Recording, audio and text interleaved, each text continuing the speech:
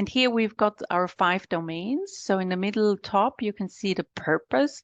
And that's a little bit an odd one, because then domain number 1 is a one-page document talking about the purpose of internal audit. And if you've been in the profession for many years, it's an absolute no-brainer. So it's a nice introduction to the standards, but nothing more than that. And after domain 1, then comes domain 2, which is ethics and professionalism.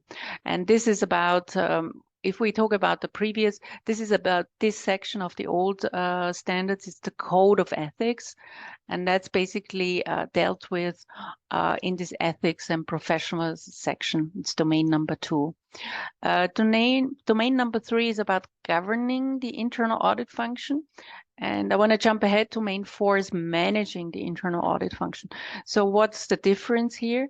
I would say governing, if you go through the material that's included in domain 3, it's very much about the position of internal audit within an organization.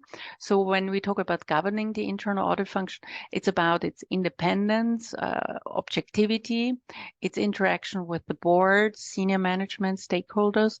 So it's more the structure and I would say the responsibilities and mission of internal audit within an organization, whereas domain 4 is managing the internal audit function.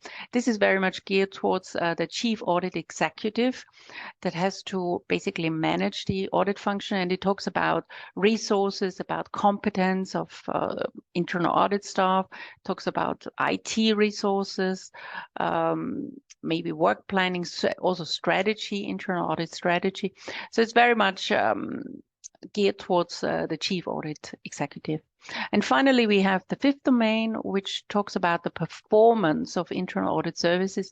And if you're an internal auditor, it's basically your daily bread and butter.